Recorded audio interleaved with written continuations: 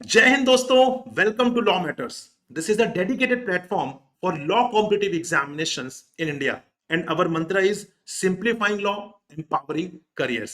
And in today's session we are going to discuss about one such examination, which is IBPS SO law officer examination. Why are we discussing it? Because in the morning today IBPS has released the notification for IBPS SO law officer examination. तो इस notification से related क्या क्या important aspect हैं which you must know as an aspirant of this examination, be it vacancies, be it eligibility criteria, be it important dates etcetera, सब कुछ हम यहां पर डिस्कस करने वाले हैं। तो इस वीडियो में आपको कंप्लीट डिटेल्स मिल जाएंगी with respect to the IBPS SO law officer examination. चलिए स्टार्ट करते हैं about the IBPS SO law officer examination की complete details. So first of all you can see here this is a common recruitment process for recruitment of specialist officer in participating banks। तो basically यहाँ पे जो public sector banks हैं वहां पर specialist officers का recruitment हो रहा है। अलग अलग स्ट्रीम से law officer is one such position, ऐसी मार्केटिंग ऑफिसर है, आईटी ऑफिसर्स हैं, एग्रीकल्चर ऑफिसर है, राजभाषा अधिकारी है, इस तरीके से। बट हेयर हमारा जो पूरा डेडिकेशन है, हमारा जो पूरा फोकस है, that is going to be the law officer examination, because यहाँ पर हम सिर्फ लॉ की बातें करते हैं। चलिए आगे बढ़ते हैं, यहां पर समझते हैं the online preliminary and main examination for the upcoming common recruitment process for recruitment and selection of personal in specialist officers cadre post in the participating public sector banks will be conducted by the Institute of Banking Personal Selection, that is IBPS, as per tentative schedule provided below. तो यहां पे देखिए कितनी सारी positions हैं, IT officer, agriculture field officer, राजभाषा अधिकारी, law officer, HR personal officer, marketing officer. But यहां पर हम सिर्फ और सिर्फ बात करेंगे लॉ ऑफिसर स्केल 1 की, और ये सारी की सारी पोजीशन जो है वो स्केल 1 की है। तो यहां पर हम बात करने वाले हैं लॉ ऑफिसर एग्जाम के। ठीक है, सबसे पहले very very important thing is the important dates. Dates बहुत इंपॉर्टेंट है। आप प्रिपरेशन कर रहे हैं लेकिन अगर डेट आपके माइंड से मिस हो गई तो डेफिनेटली आप एग्जाम नहीं दे पाएंगे। सबसे पहले इंपॉर्टेंट डेट्स की बात करते हैं, ऑनलाइन रजिस्ट्रेशन, जहां पे आपको रजिस्टर करना होगा ताकि आप एग्जाम दे सकें। सो वो स्टार्ट हो रही है 1 जुलाई से, that is from today only, and to 21 July तक ये वैलिड रहेगी। मतलब आपके पास 21 डेज का टाइम है जहां पर आप यहाँ पे रजिस्ट्रेशन कर सकते हैं। बट आई वुड सजेस्ट कि जितना जल्दी पॉसिबल हो उतना जल्दी रजिस्ट्रेशन करिए। रीजन बीइंग क्योंकि बाद में कुछ भी प्रॉब्लम आ सकती है, वेबसाइट में इशू हो सकता है, सर्वर इशू हो सकता है। तो लास्ट मिनट का वेट ना करते हुए अभी आप जितना जल्दी यहाँ पे रजिस्ट्रेशन करेंगे उतना ही जल्दी आपको यहाँ पर यू कैन से सुकून मिलेगा। ठीक है, आगे बढ़ते हैं। Payment of online application fees जो है दैट इज अगेन सेम 1 जुलाई से 21 जुलाई तक के लिए। उसके बाद एक एडिट विंडो है जहां पर सपोज आपने फॉर्म फिल करते समय कोई भी मिस्टेक की है, सो वहां पे you can edit that particular detail. तो वो कब होगी? For 2 days after closing the registration. So that is रफली 22 एंड 23 जुलाई, क्योंकि वो बेसिकली जैसे ही डेट क्लोज होगी 21 जुलाई को, उसके 2 दिन बाद यहाँ पे 2 दिन तक के लिए एडिट विंडो जो है वो ओपन कर दिया जाएगा। Download of call letters for online examination preliminary. So preliminary के लिए यहाँ पे अगस्त 2026 में कॉल लेटर्स डाउनलोड कर सकते हैं आप, और जो एग्जामिनेशन है वो भी कंडक्ट होगा अगस्त 26 में। देन उसका जो यहाँ पर रिजल्ट है that will be declared on in September and October 2026। Then उसके बाद मेंस एग्जामिनेशन में जो लोग क्वालिफाई कर जाएंगे प्रीलिम्स एग्जामिनेशन, सो यहाँ पर मेंस एग्जाम में अपीयर होना पड़ेगा। उसके लिए call letter will be available in the month of October, and जो मेंस एग्जामिनेशन है that will be conducted in the month of November 2026। Result भी यहाँ पर नवंबर में ही डिक्लेयर कर दिया जाएगा। 1 नवंबर को आपका phase 2 examination which is the mains examination है वो होने वाला है। Interview will be conducted in the month of November December 26, and जो प्रोविजनल अलॉटमेंट है दैट विल बी जनवरी 2027। तो यहाँ पर सबसे इंपॉर्टेंट चीजें आपके लिए क्या है? सबसे इंपॉर्टेंट चीज है आपके लिए जो रजिस्ट्रेशन करना है वो डेट आपके लिए इंपॉर्टेंट है, एंड देन फर्दर आपको प्रिलिमिनरी एग्जामिनेशन की डेट एंड मेंस एग्जामिनेशन की date, these are the most important date जो आपको इस वक्त ध्यान में रखनी है। ठीक है, चलिए आगे बढ़ते हैं, अदर एस्पेक्ट्स ऑफ नोटिफिकेशन को कवर करते हैं। यहाँ पर सबसे पहले हम बात करेंगे यहाँ पर कि जो रिक्रूटमेंट हो रही है दैट इज फॉर 27-28 के लिए पब्लिक सेक्टर बैंक्स में एज ए स्पेशलिस्ट ऑफिसर। आगे बढ़ते हैं, पार्टिसिपेटिंग बैंक्स कौन से हैं यहाँ पर इस बार? So bank of Baroda, bank of India, bank of Maharashtra, Canara bank, central bank of India, Indian bank, Indian overseas bank, Punjab national bank, Punjab and Sindh bank, UCO bank, union bank of India. So these are the participating banks जहां पर in position के लिए recruitment की जा रही है। Compensation की बात करें, सबसे इंपॉर्टेंट फैक्टर होता है, हम किसी भी जॉब की प्रिपरेशन कर रहे होते हैं, किसी भी एग्जाम को दे रहे होते हैं, तो हमारे माइंड में कहीं ना कहीं रेम्यूनरेशन वाला पार्ट, कॉम्पेंसेशन वाला पार्ट जरूर होता है। तो हम बात करते हैं स्पेशलिस्ट ऑफिसर्स स्केल 1 की, चाहे वो किसी भी पोजीशन के लिए हो, चाहे वो मार्केटिंग ऑफिसर हो, आईटी ऑफिसर हो, राजभाषा अधिकारी हो, लॉ ऑफिसर हो, कोई भी, उनके लिए यहाँ पे the basic will be 48,480, that will be the basic. और उसके हिसाब से यहाँ पे आपको जो अलावेंसेस हैं, जो परक्विजिट्स है, वो भी यहां पर मिलेंगे as per the rules of the participating banks. ठीक है। Eligibility criteria, again one of the very important factor. So before filling the form you must know the eligibility criteria, whether you are eligible और not, because ensuring eligibility criteria is very very important. अगर आप eligible नहीं है, आप preparation करते जा रहे हैं, आप एग्जाम फॉर्म फिल कर रहे हैं, सो उससे कोई भी फायदा नहीं होने वाला until unless you are eligible. तो eligibility criteria is very very important. जब भी हम बात करते हैं एलिजिबिलिटी क्राइटेरिया की, तो वहां पर हम दो बहुत इंपॉर्टेंट एस्पेक्ट देखते हैं। एक तो एज क्वालिफिकेशन, ठीक है, जो age eligibility criteria, and second is the educational qualification. एक जो नेशनैलिटी वाला पॉइंट है वो तो बहुत ही कॉमन है, you must be a citizen of India या फिर सिटीजन ऑफ नेपाल या भूटान, ये बहुत ही कॉमन है, and that will see across all the examinations which are conducted in our country, right. बात करते हैं एज की, तो एज में यहां सबसे इंपॉर्टेंट चीज क्या है? Cut off date. Cut off date is very very important. What is the meaning of cut off date? Cut off date का मतलब है कि आपकी age age on 1 July 2026 minimum 20 years होनी चाहिए एंड मैक्सिमम 30 ईयर्स से ज्यादा नहीं होनी चाहिए, राइट। तो ये कट ऑफ डेट है कि आपकी 1 जुलाई को आपकी जो एज है वो 20 साल से कम नहीं होना चाहिए और 30 साल से ज्यादा नहीं होना चाहिए। Candidate must have been born not earlier than 2 July 1996 and not later than 1 July 2006। Both dates are inclusive here, ठीक है। So I hope you are aware, आपको ये पता चल गया होगा कि एज, आपकी एज वाइज आप एलिजिबल हैं या नहीं है। आगे बढ़ते हैं, यहां पर रिलैक्सेशंस भी हैं जो कि आपको सारे एग्जाम्स में लगभग देखने के लिए मिल जाती हैं। Scheduled caste and scheduled tribe candidates के लिए 5 इयर्स का रिलैक्सेशन है। OBC non creamy layer candidates के लिए दिस इज 3 इयर्स।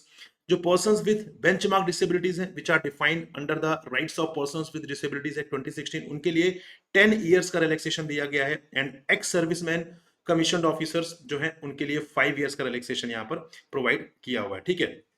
इसके बाद यहाँ पे कुछ इंपॉर्टेंट कैटेगरी है, कुछ इंपॉर्टेंट इंफॉर्मेशन है जो आपको पता होना चाहिए। Like for example, in case of candidates belonging to OBC category, certificate should specifically contain a clause that candidate does not belong to creamy layer। ठीक है, जो आपका सर्टिफिकेट है ओबीसी वाला, वहां पर एक क्लियरली मेंशन होना चाहिए कि आप यहां पर क्रीमी लेयर से बिलोंग नहीं करते हैं, ठीक है। This is the very very important thing that you must know, because candidates belonging to OBC category but coming under creamy layer are not entitled to OBC reservation. तो आप भले ही ओबीसी कैंडिडेट हैं बट यहां पे आपको non creamy layer से belong करना होगा।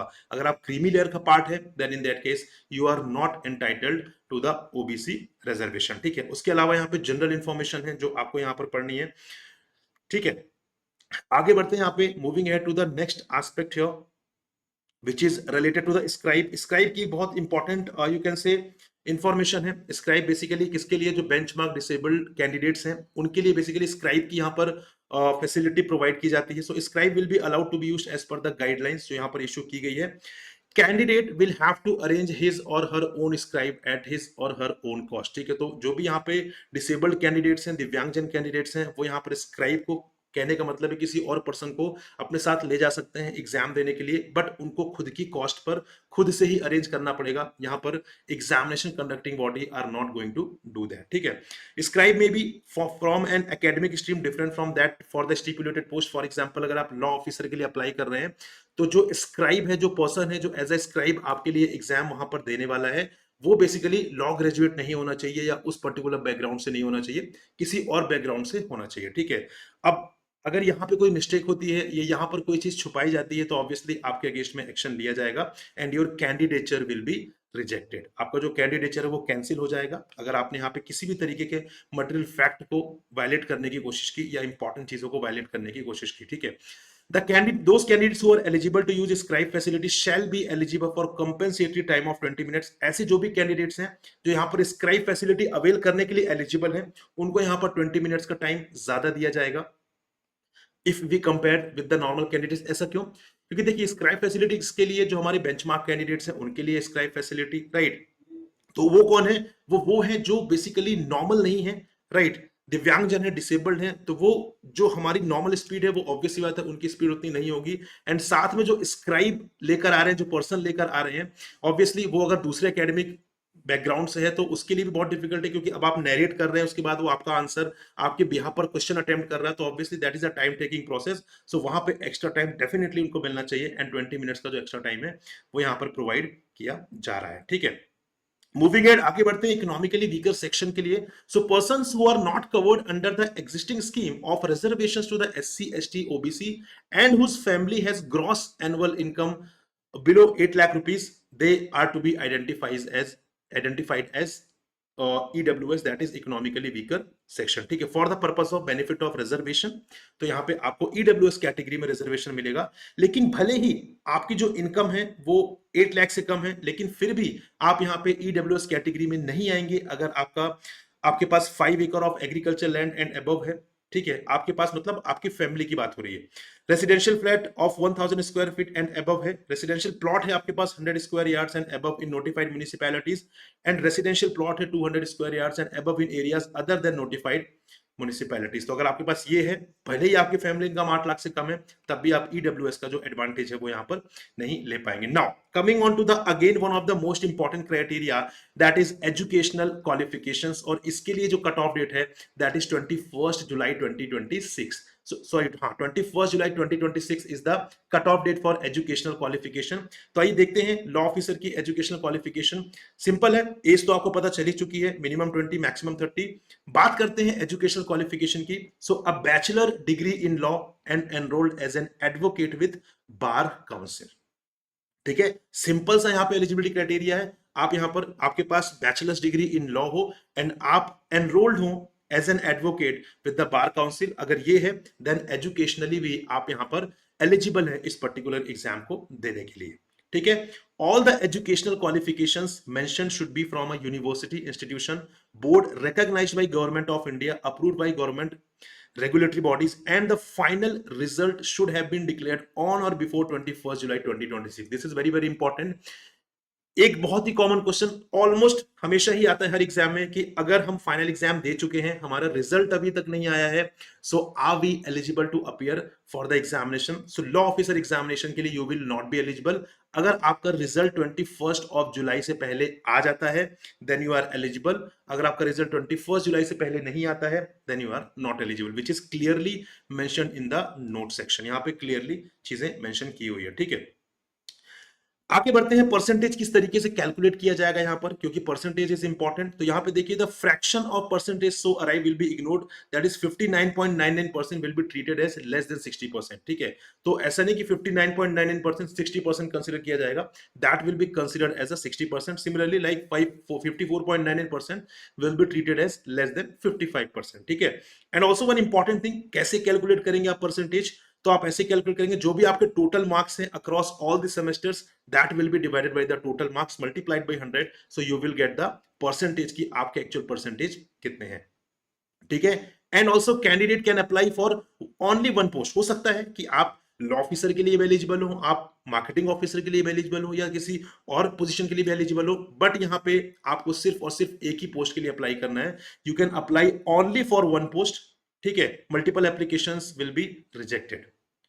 Moving ahead, application fees and intimation charges here. So you know कि application fees you have to submit between 1st July to 21st July when you would be filling the form. Fees की बात करते हैं, so 175 rupees for SC, ST, PWBD candidates and rupees 850 for all others। मतलब जो हमारे general candidates हैं, जो हमारे ओबीसी कैंडिडेट्स हैं, जो EWS कैंडिडेट्स हैं, for them it is 850 rupees, and for SC, ST, PWBD candidates it is 175 rupees। Right, structure of the examination, or you can say pattern of examination, again very very important, you must have an idea about the pattern of examination, then only you will be able to strategize the things, किस तरीके से आपको किस strategy के साथ you need to go ahead। So यहाँ पे there is a preliminary examination, main examination and the interview। So we'll talk about the law officer examination। So you can see for law officer examination there will be a 4 components in the preliminary examination। सबसे पहले बात हम preliminary examination ही कर रहे हैं, तो वहां पर 4 components will be there: English language, reasoning, general awareness with special reference to banking industry and professional knowledge। तो यहाँ पर आपके phase 1 में भी और you can say preliminary examination में भी professional knowledge जो है उसे add यहाँ पर किया गया है। ठीक है, सो यहाँ पे number of questions will B 25 25 25, जो 3 कंपोनेंट्स हैं, एंड प्रोफेशनल नॉलेज में 25 यहाँ पर है, मतलब total 100 questions will be there. Marks की बात करें so that will be 125 marks, 25 in English, 25 reasoning, 25 general awareness and 50 in the professional knowledge. Medium की बात करें so English language obviously English में ही होगा, बाकी रेस्ट ऑफ द जो आपके कंपोनेंट्स हैं प्रिलिमिनरी एग्जामिनेशन में they will be English and Hindi, English and Hindi, ठीक है। ड्यूरेशन की बात करें 20 minutes 20 minutes 20 minutes 20 minutes and that will B 80 minutes. तो सारे ही कंपोनेंट्स के लिए आपको सिर्फ और सिर्फ 20 मिनट्स यहां पर दिए जाएंगे, so you will have 80 minutes composite way में, ठीक है। Candidates have to qualify in each of the 4 test by securing minimum cut off marks to be decided by the IBPS. आपको यहाँ पे सेक्शनल कट ऑफ है, मतलब आपको सारे ही कंपोनेंट्स को यहाँ पर क्लियर करना होगा। ऐसा नहीं कि आप इंग्लिश का कट ऑफ नहीं क्लियर करेंगे, आप ओवरऑल कट ऑफ क्लियर कर जाएंगे तो आपका प्रिलिमिनरी एग्जामिनेशन क्वालिफाई हो जाएगा, बिल्कुल भी नहीं। आपको सारे इंडिविजुअल टेस्ट के जो कट ऑफ है वो आपको यहाँ पर क्लियर करने हैं। Moving on to the main examination, अगर आपने प्रिलिमिनरी एग्जामिनेशन क्वालिफाई कर लिया है देन हम आगे बढ़ते हैं मेंस एग्जामिनेशन की तरफ। बात करते हैं लॉ ऑफिसर एग्जाम की, तो यहाँ पे you can see 5 components will be there. Again English language, reasoning, general awareness with special reference to banking industry, professional knowledge, objective and यहाँ पे descriptive paper will be there जो कि आपका English का होगा, ठीक है। नंबर ऑफ क्वेश्चंस कितने होने वाले हैं यहाँ पर, total 150 questions will be there, 13 English, 14 reasoning, 13 general awareness and professional knowledge की बात करें so 50 questions will be there, total 150। और हम बात करें डिस्क्रिप्टिव पेपर की तो यहां पर आपके 2 क्वेश्चंस होंगे। मैक्सिमम मार्क्स अगेन यहां पे देखिए 1 मार्क्स के आपके यहां पर इन 3 कैटेगरीज में होंगे। प्रोफेशनल नॉलेज में there will be 2 marks each, ठीक है। तो हर क्वेश्चन की जो मार्किंग है that will be 2 marks. Medium आप देख सकते हैं एक्सेप्ट द इंग्लिश लैंग्वेज, और यहाँ पे जो आपका डिस्क्रिप्टिव पेपर है उसके अलावा सारे कंपोनेंट्स के English and Hindi, and there is a time dedicated time mention, so total you will get 125 minutes for this objective component and descriptive के लिए additionally you will get 30 minutes जो कि हो जाता है total 155 minutes. In the mains examination, all tests except professional knowledge will be qualifying in nature. This is the very important thing. It is written कि यहाँ पर मेंस एग्जामिनेशन में सिर्फ और सिर्फ प्रोफेशनल नॉलेज के मार्क्स ही कंसीडर किए जाएंगे, बाकी जो कंपोनेंट्स है they are qualifying in nature. That doesn't mean कि आपको सिर्फ क्वालिफाई नहीं करना है, क्वालिफाई करना है बट मार्क्स काउंट नहीं होंगे। मार्क्स किसके काउंट होंगे, मार्क्स जो है प्रोफेशनल नॉलेज वाला जो कंपोनेंट है उसके ही बस यहाँ पर काउंट होंगे, और उसके बेसिस पर ही यहाँ पर you will be short listed for the interview, ठीक है। तो these all are the qualifying in nature except the professional knowledge which will be considered for the shortlisting of the candidates in the stage 3rd or you can say interview, right? Moving ahead, बात करते हैं wrong answers की penalty की, तो यहाँ पे that will B 0.25 marks. अगर आपने 4 क्वेश्चंस यहाँ पर गलत अटेम्प्ट किए हैं तो आपके एक जो राइट क्वेश्चन है उसके मार्क्स कट कर ले जाएंगे। This is the meaning of 0.25, मतलब 1/4 की नेगेटिव मार्किंग यहाँ पर, जो कि बहुत ही कॉमन है across most of the examinations in India, right? Cut-off score, each candidate will be required to obtain minimum score in each test of online main examination also। जो भी अलग अलग टेस्ट हैं, जो अलग अलग कंपोनेंट हमने डिस्कस किए हैं, उनमें भी आपको यहाँ पे सेपरेटली मार्क्स स्कोर करने पड़ेंगे। जैसा कि हमने डिस्कस भी किया, क्वालिफाइंग है एंड द मेरिट है, बट आपको कट ऑफ तो सबके ही क्लियर करने पड़ेंगे, ठीक है। This is the important thing that you have to keep in mind. बात करते हैं आगे, marks obtain in the online main examination only be considered for short listing for interview and also for final merit listing. मतलब आपके जो preliminary examination है उसके marks नहीं काउंट होंगे, सिर्फ और सिर्फ मेंस एग्जामिनेशन के मार्क्स ही यहां पर आपके काउंट होंगे, ठीक है जी। ये आपको यहां पर याद रखना है। चलिए आगे बढ़ते हैं, इंटरव्यू की बात करते हैं। So interview will B of 100 marks, total आपका 100 मार्क्स का इंटरव्यू होगा, लेकिन यहां पर भी आपके लिए मिनिमम क्वालिफाइंग मार्क्स का क्राइटेरिया है। Like you can see the minimum qualifying marks in interview will not be less than 40%। 40% से कम नहीं लाना है आपको। But if you belong to SC ST OBC और PWBD category then in that case 35% marks आपको minimum interview में लाना ही लाना है। मतलब अगर आपने मेंस एग्जाम में बहुत अच्छा परफॉर्म किया लेकिन इंटरव्यू में आपके मार्क्स 40 से कम है या 35 से कम है, एज द केस में be, then you will not be able to make it, ठीक है। सो यहां पर भी एक मिनिमम क्वालिफाइंग मार्क्स है जो आपको स्कोर करना है। एंड यहां पे रिलेटिव वेटेज की बात करें for online examination and interview, so that will be 80:20, मतलब जो वेटेज यहाँ पे 80% will be given to the online main examination and interview को 20% का वेटेज यहाँ पर दिया गया है, ठीक है। While appearing for the interview the candidate should produce valid prescribe documents. आपको यहाँ पे डॉक्यूमेंट्स प्रेजेंट करने पड़ेंगे जब आप यहाँ पे इंटरव्यू के टाइम पर जाएंगे। कौन से डॉक्यूमेंट्स हैं, you can see the list, पूरी लिस्ट है यहाँ पर। Like for example print out of the valid interview call letter, valid system generated print out of the online application form. तो ऐसे बहुत सारी चीजें हैं जो आपको यहाँ पर पूरी लिस्ट दी हुई है, आप यहाँ पे गो थ्रू करिएगा और वो सारे डॉक्यूमेंट्स आपको ले जाने होंगे जब भी आप यहाँ पर इंटरव्यू में अपीयर हो रहे होंगे। ठीक है, मूविंग हेड, आगे बढ़ते हैं गाइस यहाँ पे टुवर्ड्स द नेक्स्ट सेक्शन जो हमारा है। नेक्स्ट सेक्शन की तरफ बढ़ते हैं। यहाँ पर फीस के बारे में हमने डिस्कशन कर ही लिया है कि यहाँ पर फीस क्या होगी। ठीक है, तो फीस आपको अवेयरनेस है फीस के बारे में। बाकी एग्जाम फॉर्म कैसे फिल करना है उसकी सारी इंफॉर्मेशन यहाँ पर दी हुई है। आपको आईबीपीएस की वेबसाइट पर जाकर ही रजिस्ट्रेशन करना होगा, सारे डॉक्यूमेंट्स अपलोड करने होंगे और उसके बाद ही यहाँ पर आप पेमेंट कर सकेंगे और यहाँ पे रजिस्ट्रेशन जो है वो कर सकेंगे। राइट, अब यहाँ पे एक बहुत ही इंपॉर्टेंट चीज है जो एडिट विंडो वाली, जो मैंने आपसे बात बताई थी स्टार्टिंग में। तो edit window for candidates to modify correct application form, तो ये बेसिकली 2 डेज का edit window will be provided. जब यहाँ पे ऑनलाइन एप्लीकेशन की डेट क्लोज हो जाएगी तो वहां पर आप क्या कर सकते हैं, वहां पर आप अपनी जो भी मिस्टेक, सपोज आपने कुछ फॉर्म फिल करते समय कर दिया था, so you can correct it, you can modify it, आप उसको करेक्ट भी कर सकते हैं, मॉडिफाई कर सकते हैं उन 2 दिनों के टाइम पीरियड में। ठीक है, मतलब यहां पर आप चाहें तो कैटेगरी भी अपनी इंप्रूव कर सकते हैं, मगर अगर आपने गलती से कैटेगरी कुछ और मेंशन कर दी थी, आप उस कैटेगरी को भी यहां पर चेंज कर सकते हैं। लाइक अगर आपने पहले यहां पर SC ST PWBD किया था, सो यहाँ पर it can be change to it. Then general EWS OBC, यहाँ पर it can be change to it. ठीक है, so that is subject to कि किस तरीके से आप यहाँ पर चेंज करते हैं, और भी इंफॉर्मेशन आप यहाँ पे चेंज कर सकेंगे। ठीक है, बट यहाँ पे फीस इसके लिए एप्लीकेबल है, दैट विल बी 200 रुपीज की यहाँ पर फीस आपको पे करनी पड़ेगी। ठीक है, उसके बाद you can make the edit. Right. Further, after the expiry of edit window for candidates to modify correct application form, no change modification correction will be allowed. तो एक बार अगर आपने एडिट विंडो वाला टाइम पीरियड मिस कर दिया, उसके बाद अगर आप कुछ चेंज चाहते हैं, सो that is not possible at all. ठीक है, उसके बाद आप उसे चेंज नहीं कर पाएंगे। मूविंग अहेड गाइस, आगे बढ़ते हैं अगेन वेरी इंपॉर्टेंट पार्ट की तरफ, एंड दैट इज कि यहां पर नंबर ऑफ वैकेंसीज कितनी है।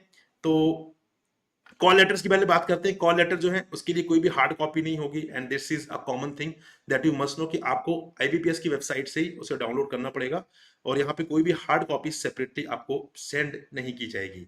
ठीक है, now the very important thing कि यहाँ पे नंबर ऑफ वैकेंसीज कितनी है, तो हम बात करने वाले लॉ ऑफिसर की। तो you can C law officer scale 1, total vacancies की बात करें तो यहाँ you can C 105 vacancies, and that is one of the highest one जो यहाँ पर रिक्रूटमेंट होता है। ठीक है, तो टोटल 105 वैकेंसीज है यहाँ पर, एंड यू कैन सी जो पीएसयू जो पीएसबी बैंक्स हैं, तो वहां पर उसके हिसाब से भी आप ब्रेकअप देख सकते हैं, like bank of Baroda, bank of India, bank of Maharashtra. ठीक है, तो आप जिस भी बैंक के लिए इंटरेस्टेड हो वहां पर आप पहले से ही देख सकते हैं कि यहाँ पर कितनी वैकेंसीज हैं। गॉट इट, तो यहाँ पर टोटल आपको पूरा ब्रेकअप भी उसका देखने के लिए मिल जाएगा। ठीक है जी, so this is all guys, I hope you enjoyed the discussion. यहाँ पे हमने सारी पॉसिबल चीजें जो है वो कवर कर ली है। So I wish you all the very best. अब यहाँ पे सिलेबस क्या होना चाहिए, किस तरीके की सिलेबस कहीं भी मेंशन नहीं है, so I will come up with the dedicated separate video जहां पर हम सिलेबस की बात करेंगे। But do not forget to subscribe the channel and to share the session with those who are preparing for these kind of or any kind of law competitive examination। ऐसी regular information के लिए please channel को subscribe कीजिए, and do join my Telegram group जिसका link आपको description में मिल जाएगा, और हमारा आप इंस्टाग्राम चैनल भी यहाँ पर ज्वाइन कर सकते हैं, जो अगेन उसका लिंक आपको डिस्क्रिप्शन में मिल जाएगा। So thank you very much, this is all, will meet in different session. Goodbye, happy learning guys.